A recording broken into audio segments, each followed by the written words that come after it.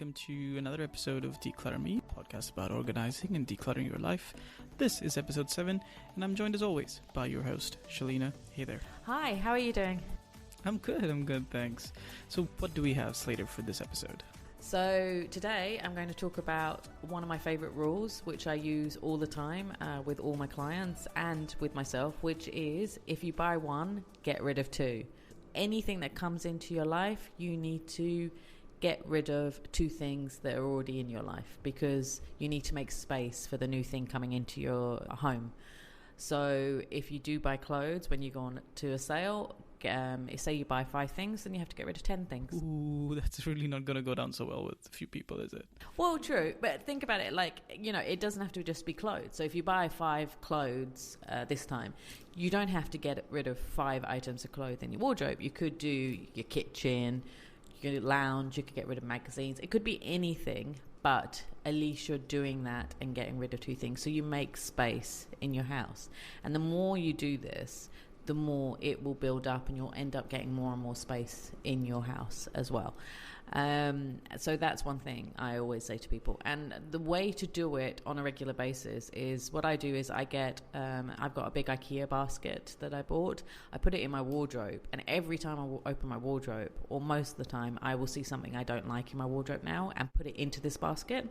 And then when it's filled up, I then either donate the clothes. If they're good stuff, I'll sell it, or I'll give it to my maid, so that they can use it. That's one way of doing it. So you can have a basket in different places. You can have one in your kitchen, you can have one in your lounge. So it's potentially a tough thing to do for a lot of people, I guess. Maybe, I'm not sure. I mean, we've talked about this on the wardrobe episode as well, right? Like sort of clearing out things that are out of fashion, things that don't fit you, things that are too big, too small, whatever, right? And which is great, I think. But I think it's also tough to maintain that discipline. Every time I see something that isn't right, doesn't fit me, or falls in that category, that I toss it, right? I think most of us will probably just defer that decision for later, right? So what advice would you give to people that, or in terms of maintaining that discipline and how to go about it so that you actually do get rid of this stuff? Well, if you build the habit and start doing this, remember, like they say, a habit takes 21 days? I always say 30, yeah. So, you have to remember that always, that it's going to take a while. So you'll start remembering what I've said. And this is what happens with clients because they're stuck with me for, say, a day, and I've been telling them this rule over and over again, so it's there psychologically in their minds, so they start remembering it. So you just keep on having that in your head. So now hopefully this will go into your head and into the listeners' heads today, and they will start thinking about this. So every time they open a kitchen cupboard or a wardrobe or a bookshelf, they'll see something and go, actually, I don't like this. Get the basket to begin with, then start doing the decluttering bit. And think about, do you like the item? Does it fit? That's a good one for the wardrobe. Like, if it doesn't fit, put it in that basket. So you're sort of deferring it, but you're removing that unwanted item in your wardrobe. You're releasing the real estate, which is what I always talk about. That you want to have as much real estate in your cupboards and wardrobes. If you're wasting it with things that you don't like, want, use, fit, is broken, then why are you keeping it? Discard it.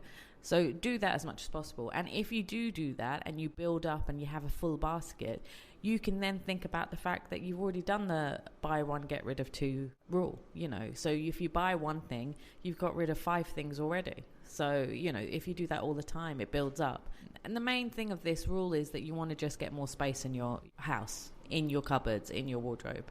You want to be able to find everything in 5 seconds. Yeah, and it's also about cleaning up the stuff, right? I guess, we've talked about this too. Like we talked about, stuff that doesn't fit you, like stuff that you hope to fit into at some point. We kind of hold on to it in the hope that someday I'll fit back into that. I mean, I've done that too.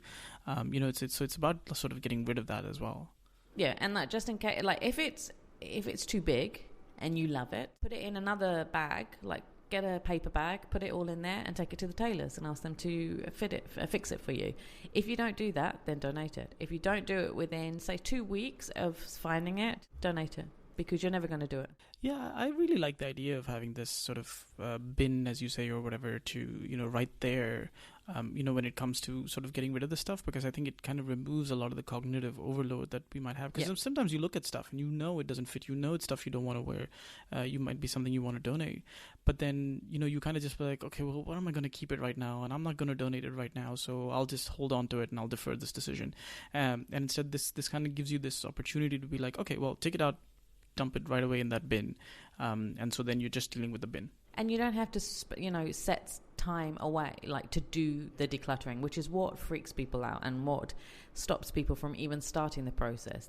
You don't need to, it would be great if you called me in to help you, but you don't need to call me in then, because you're doing this on a regular basis and it becomes a natural part of your life. If you put it in, say, a nice paper bag, and you fill up the bag with clothes and you don't know what to do with it afterwards, you can give it to the maid and they will take it from you. They'll be happy to take it from you, or you can just go put it in a donation bin straight away.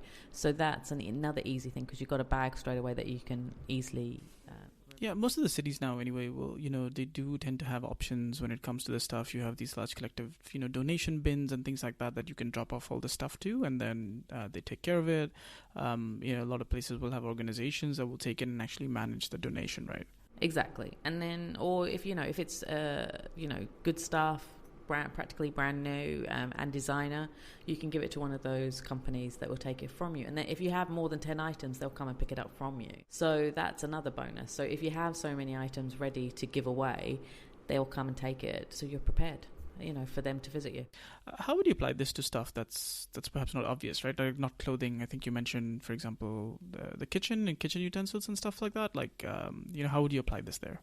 It's the same thing. So say with the kitchen, what I find with a lot of people is they have the same appliances, the same, say, potato peelers. People have about 5 potato peelers and you only use one. There's only one that's your favourite, and say your husband's got another one that's his favourite. So that's 2 out of 5.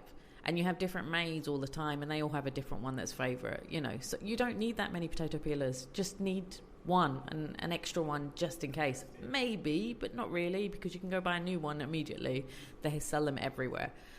Same with ladles, wooden spoon, graters. And then we're not even talking about the electrical items. Like people buy pots and pans. People keep the ones that have got broken handles. You can't find the lid. But because it's been so amazing and you've used it to make, an amazing curry or a biryani before, many years ago, you're keeping the saucepan. And your cook or even you are holding the pan with a tea cloth to hold it, to then it's dangerous. You can buy box sets of saucepans now for a really reasonable price in lots of shops here. There's outlet stores everywhere. You can buy them. Go do that. Get rid of the whole set that's broken and get a new one. And you'll fulfill the buy one, get rid of 2 thing as well. I kind of like how you've kind of assumed that most of our listeners are married women, because you seem to be, targeting the advice to them. Oh, no, there's single ones as well. And the husbands are just as bad. And the husbands need to follow, and not even just husbands, men in general and women in general, but men as well. Men have trainers. They buy trainers all the time and want to keep them in the boxes, which takes up even more space.